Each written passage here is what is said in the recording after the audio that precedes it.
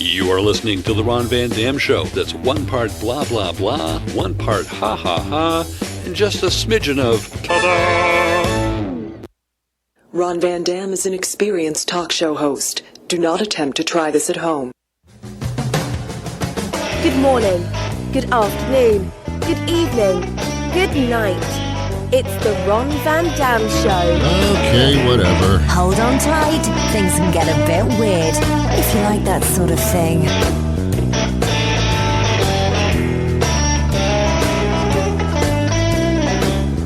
Hey, welcome to the program. It is the Ron Van Dam Show. I'm just one of those people with that name.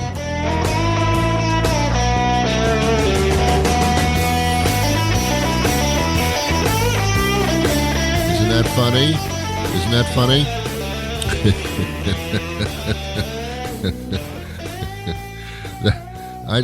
I used to do stand-up comedy for a short period of time, but I stopped doing it because after every time I told a joke, I'd stand there in front of the audience and say, "Isn't that funny? Isn't that funny?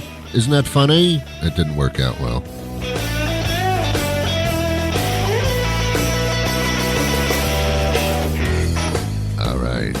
Hey, you're looking nice today, by the way.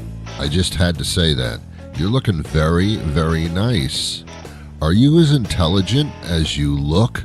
Probably not, but you look very intelligent today. Very nice. Nice job.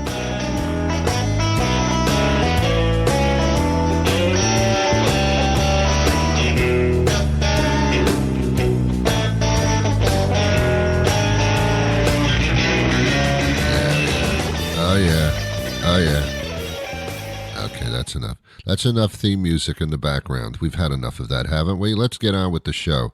I have an interesting guest coming up, a little bit of an extended interview with this particular guest coming up rather shortly. I hope you enjoy it.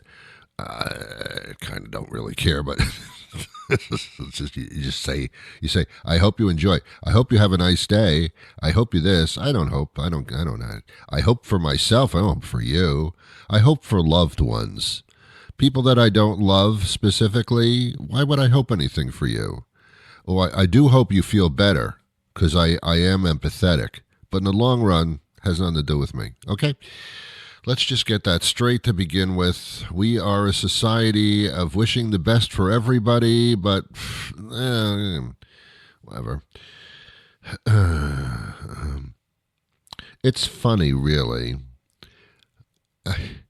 I used to, I owned a videography company years ago when videography was a big thing. Now everybody has a cell phone and has stabilizers in it, so you don't need anybody to take video for you. You can do it yourself, which is kind of ridiculous, but it's true. But when I started my company, I was a videographer, and I hired people to shoot videos for me and as subcontractors as well. And we videotaped commercials, and we videotaped weddings for the most part, because at weddings, people will spend any amount of money without even thinking twice about it. Oh, sure, they'll kind of look like, whoa, maybe I'm going to have to discuss this with... No, there's no discussing. It's your wedding. Who gives a crap? You'll give a crap when you get divorced 3 years later and realize how much money you spent on something that didn't last really more than a fling. But such as that, whatever. So we were quite successful at it. And one day I was hired by a local church to shoot a video for them. And I don't remember why. I don't remember why a church would hire me to shoot a video of something. I think they were having some type of a church function, and they wanted to... See, in those days, if you didn't know how to operate a video camera, your picture shook up and down, and it was horrible, and you'd have more shots of the ground than you did of somebody's face. So they you'd have to have a professional videographer actually do it right, and they would edit it and maybe put some music to it, and that's what we did. So they were having some kind of a church function, I assume. I can't remember. But I remember going in there with the video camera, and I shot this one myself. I had people that shot videos for me, but I did this one myself because it was local. So I walked in, And all of a sudden, this lady comes running up to me and goes, are you Ron Van Dam? And I said, yes. She says, oh, we're so happy to have you here. This is, and then she reiterated whatever I was supposed to do or whatever, but she was just so pleasant. And when she talked to me, she looked right into my eyes. It was like Jesus was like capturing me or something. She was just so into me. But it made me feel good. Here's a person talking to me, a complete stranger, who just like opened her arms to me, and on top of that, going to pay me for what I'm going to be doing here. I mean, she's actually going to pay me. And then she said, and this is Sister Bertrice. I don't know why sisters have such strange names that nobody else would possibly have. This is Sister Gertrude and Sister Bertrice. And it's, wow, you people are taking all the weird names. I guess because it doesn't matter. Are you really sisters? That's what we call ourselves. You're so adorable. Are you really sisters? No, we're not really sisters. Okay. But they were so pleasant to me and so inviting. And I do remember they had this long table. They have a buffet going on at whatever function they were having there that I was supposed to videotape. And she said, anytime you want, you help yourself to as much food as you want. Anything you want on the buffet table, it's yours. Don't be shy. Don't be shy now and have anything you want on that buffet. When you finish, take home the buffet table. Here's some chairs. And take the chairs home, too. There's a little statue of Jesus in the church. Take that home, too. I don't care. Just whatever you like. So hospitable. Not hospital. Hospitable. They were just so intimate. They gathered around me like I was a disciple or something. Maybe they're used to doing that. I don't know. I'm not around disciples a lot, so I don't treat people like that. But this is what they do. They're sisters, man. And they were just wonderful. And they weren't even dressed in nun uniforms or anything. Is that what you call it, a nun uniform? It's called a habit. They were not even a habit of wearing that thing. They were just dressed in regular clothes, and they were just super nice. And when the job was finished, I said, okay, our time is up, and I've gotten the video, and I'll contact you in a couple of days and bring the video over to you. And they gave me a check, for what I did, and I said, thank you very much. And they threw some extra money onto the check. It was for a certain amount, but they made it more. Sisters. They're sisters of mine. They were so nice.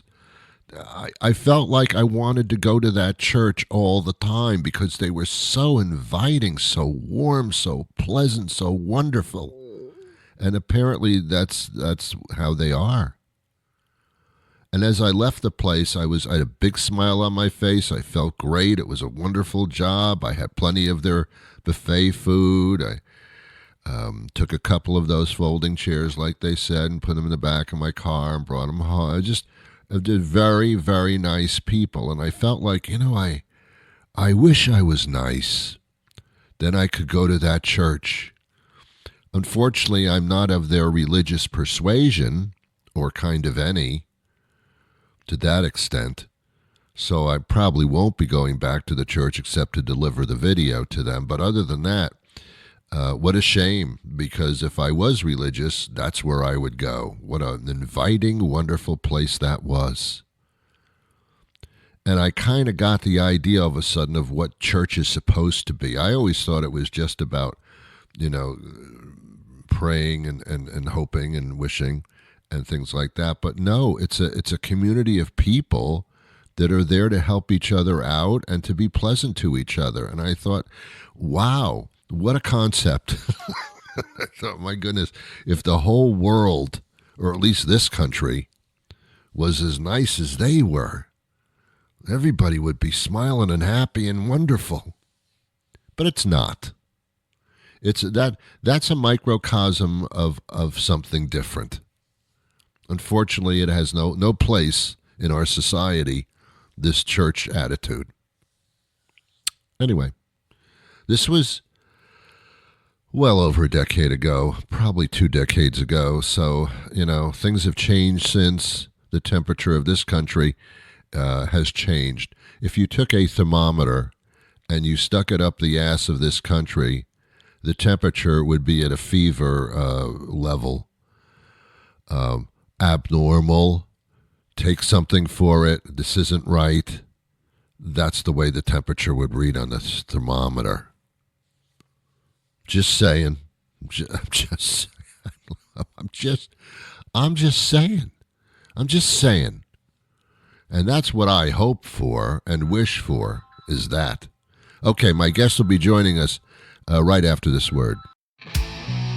First, they put jalapenos on your hamburger, but that wasn't hot enough. Then came habaneros, but still, that wasn't hot enough. Next came the ghost pepper, and still, that was not hot enough for you. Well, buckle up, tough guy, because Burger Guy thinks you're not man enough to handle the heat of our new, sweet, flaming mother of heaven. What the fuck did you assholes do to my hamburger burger? Featuring 2 of Burger Guy's signature paper-thin patties topped with an experimental hot sauce made from a concentrated hot pepper extract that has only been approved for military use by North Korea. This burger will burn a hole through every inch of your intestines and then slap your mama on its way out for good measure. This burger is so hot they wouldn't let us test it on prisoners. Death row prisoners. But for a limited time, you can try your luck at your local Burger Guy. If you're not a complete pussy. All purchases of the Sweet Flaming Mother of Heaven, what the f*** did you assholes do to my hamburger burger, must be pre-approved by a certified attorney at law with proper notification of next of kin. Sweet Flaming Mother of Heaven, what the f*** did you assholes do to my hamburger burger must not be consumed within 500 yards of schools or within 1,000 yards of open flame. All Burger Guy franchisees reserve the right to ignore cries for mercy or requests for immediate medical attention. Dr. Angela Glazer Bowers joins us now. She is a PhD, and she's a fantastic clinical psychologist, is quite renowned, and has written a book that is just captivating. Thanks for being with us today. Well, thank you so much for having me. It's a delightful thing to be here today. Yes, the book is called Overcoming, and the title alone makes everybody want to read it because we all have something to overcome. What inspired you to write this book? It's a little bit different than other manuals of psychology.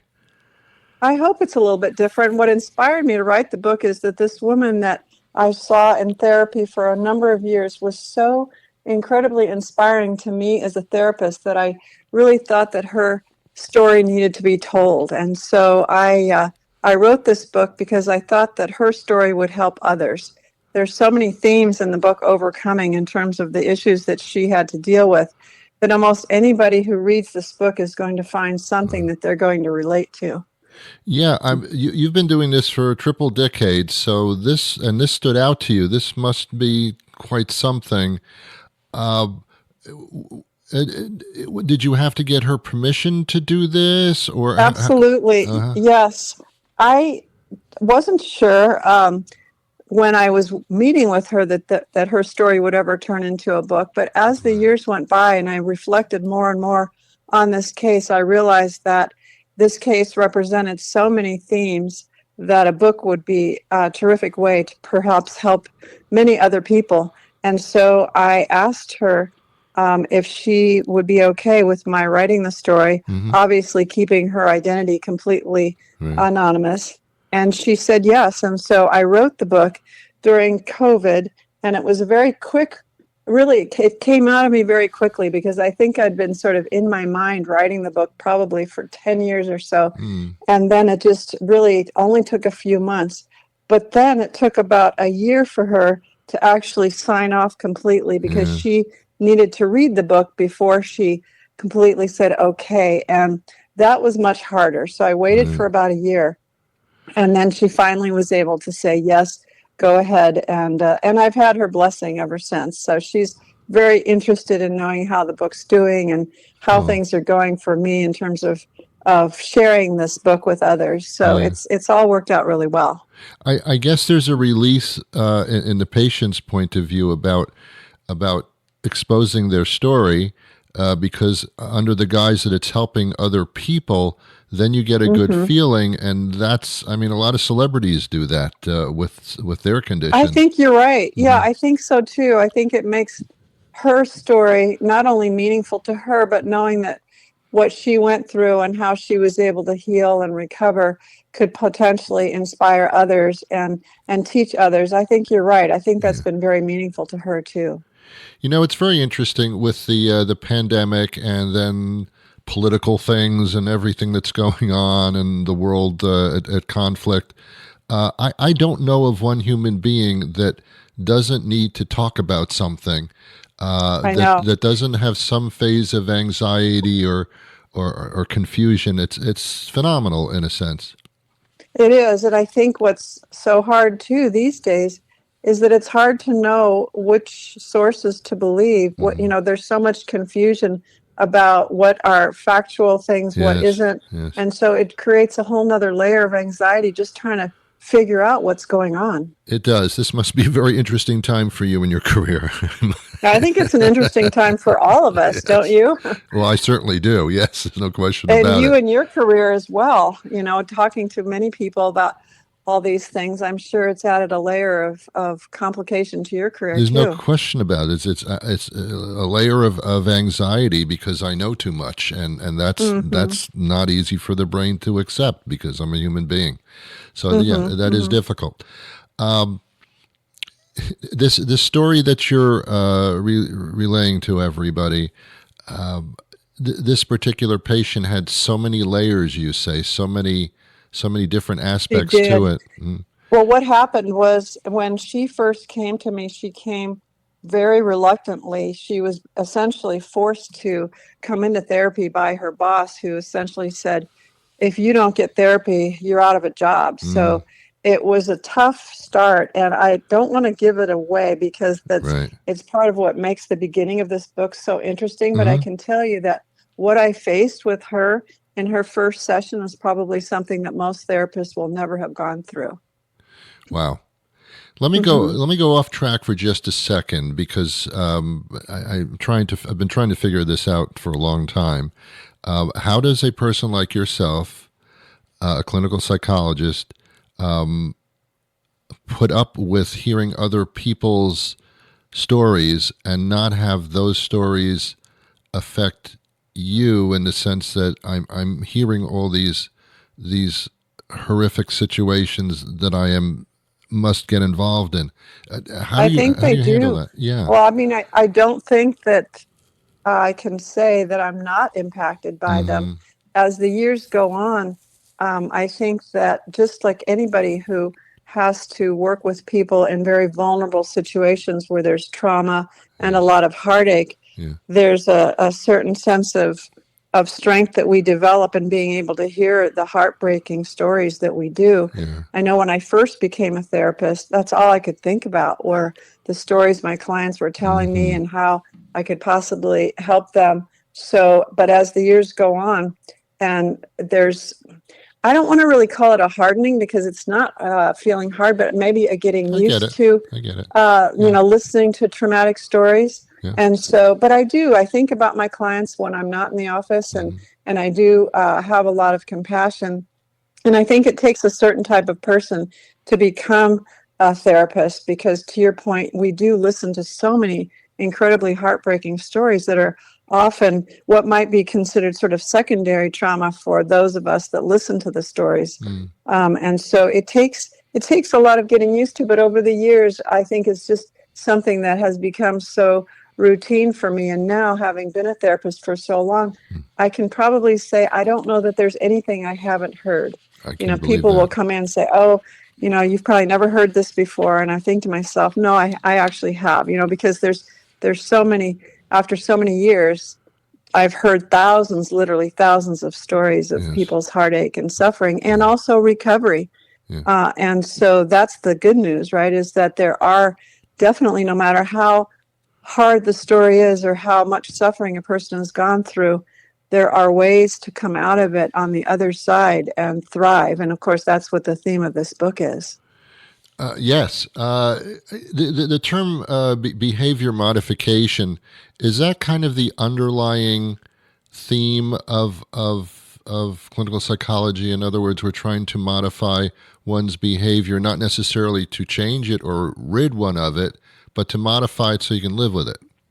Well, behavior modification is a clinical term that's several decades old now, and I would say that what we're doing these days is not only looking at a person's behavior, but perhaps what's underneath the behavior is how they think about their lives. Because as you know, two people can experience the same event, and one person will come away from it really unscathed or perhaps really not phased that much, and the other person will be very much traumatized by it. So then one has to say, well, what is the difference between the two, and how are they processing the event, and what are their thoughts about it? So I would say, for myself, I'm primarily what would be called a cognitive behavioral therapist, where I really help work with the person's thoughts about what's going on in their life and what has happened to them in the past, so that as they change their thinking, they change their behaviors as well. Wow. When we come across, well, I'll get to the book in a minute because you're too fascinating. Thank you. When one feels anxiety, and again, I've noticed so many people expressing this now out loud, and they seem more comfortable when they know that, almost everybody's experiencing this. So, okay, now it's not just me. That's a comfort in itself. But what can one do to just lower their common day anxiety? Yeah, I mean, I think that's a great question, because so many people are not really good stewards of themselves in terms of what they expose themselves to. So taking break from the news so that they're not watching the news 24/7 would be one. Making sure that they're getting enough sleep. Spending time with friends can lower anxiety. Depends on your friends. Time to do anxiety management practices, whether that's doing some deep breathing every day, or going for nice walks, or doing a yoga practice, even taking consideration in terms of how they're eating, and are they taking in foods or beverages that might increase anxiety. People think, oh, I only have a couple cups of coffee a day, but if you're already really anxious, then that's probably the last thing you should be doing. So there are many little things that we can do in our lives every day that will help lower our anxiety to a certain extent. And then also realizing what we can and can't control.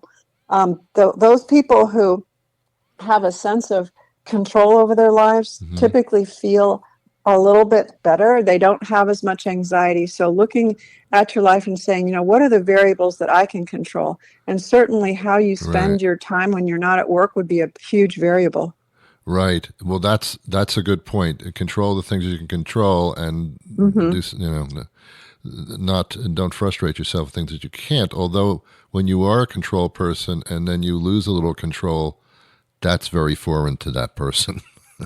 You're right. Yeah. Well, and then, in the bigger scheme of things, depression is often caused by loss of control. Yes. And so again, going to what can I control?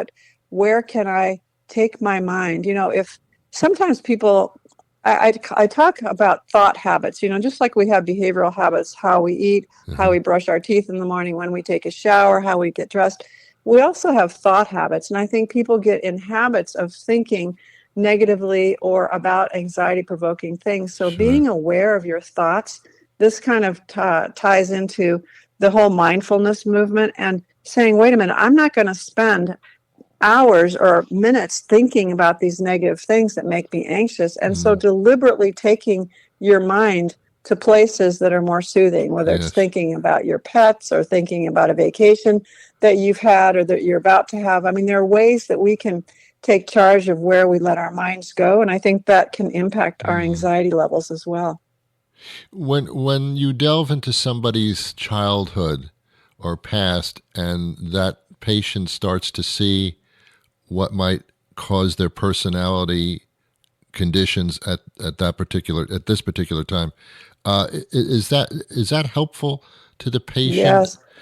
Oh my gosh, yes, it is, because so many times people are confused, or they have so much judgment, personal judgment about, why do I behave this way, or what's wrong with me? And when they realize that perhaps some of their their behaviors stem from the way they were treated as children, it gives them a sense of understanding and relief about it. Now, that doesn't necessarily change things. They still need to make an active effort to do things differently, but having that understanding, I think, leads to wisdom. And so as a therapist, I don't spend a lot of time talking about a person's childhood. I just want to know enough that I can give them a sense of understanding and a foundation for the way in which they think and behave.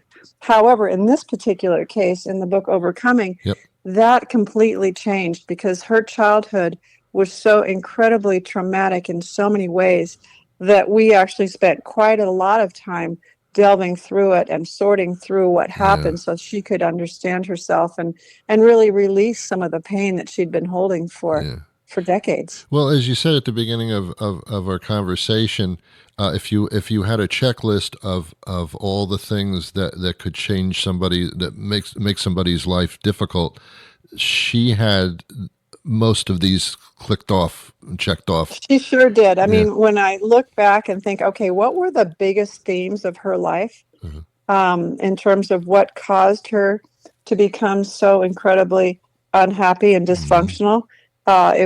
She had severe neglect. She had sexual abuse, PTSD, a major depressive disorder. She had substance abuse, abandonment issues, sense of unworthiness. I mean, that's why I thought that this story needed to be told, because there are so many things that she went through that most of us can identify with at least one or more of these things too. So yes, she had certainly a lot of challenges to overcome. Interesting. By the way, I just wanted to mention, we were talking about anxiety before. Yes. And for people who might be interested, on my website, which is called Art of Transformation, I have several recordings that people can listen to to help with anxiety.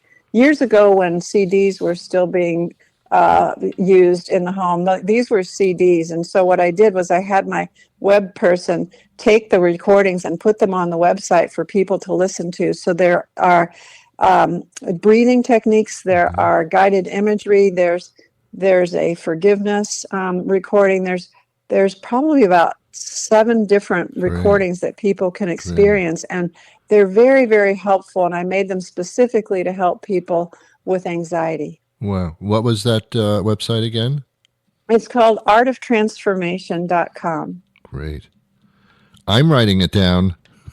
Yes, I hope you do. My favorite recording on there is called The Body Scan, and it's about a 28-minute recording, and I walk people sort of through the body in terms of their what they feel and gratitude about their body, the different chakras, and I've had a lot of good feedback on it, and it's actually my favorite. It's very, very relaxing. Very, very good. Well, I'm excited to read the book. I started reading it, but it's fascinating. And great! I hope you like it. Yeah, I already do, and it didn't take me too many pages to like it, so that's pretty good. It's captivating. And, yes, good. Yeah, and the way that you tell the story is also very involving as opposed to very clinical. So that's the other helpful. thing too that maybe I'm not sure if you've reached this part of the book yet, but what makes this book unique is that the story is told not only from my perspective but hers as well. Yes.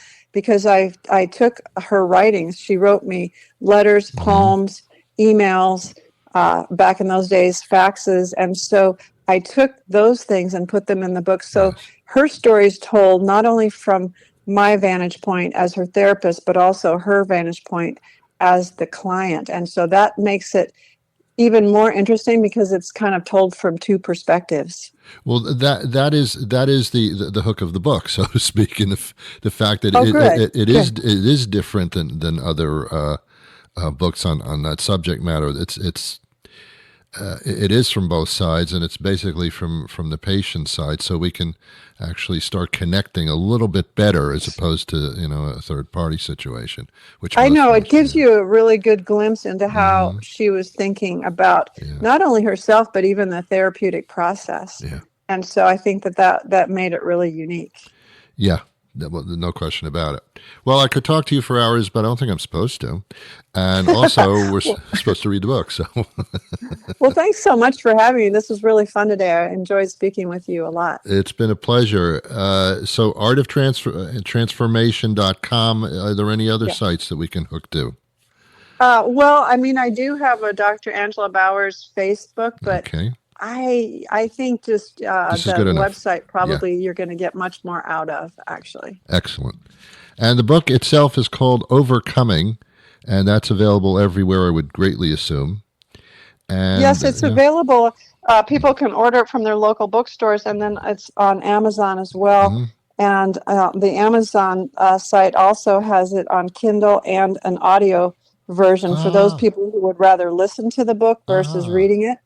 It seems like that's been a very popular way these days that people have absorbed books, is that they like the audio. So I actually had it recorded as well. Well, that actually helps you in traffic with the frustration of traffic. You listen to the book in the car, and that's helpful too. So there you go. Works. All right. All right. Thank you so much for your time today. She's Dr. Angela Glazer Bowers, and it's been a pleasure. Thank you so much. Well, that'll do it for me today. Thank you for being here. Not that you were here. You're not here. You were just, here in the general vicinity of that concept of being here. And you're not here next to me. Certainly not. I would know if you were, and you would know if you were too. So it's not like, thanks for being here. Thanks for being within the confines of this program is really what I'm trying to say. I'll be back again tomorrow with a brand new episode, but until that time arrives, oh yeah, huh? Right, yeah, I wish you peace. I do wish you that.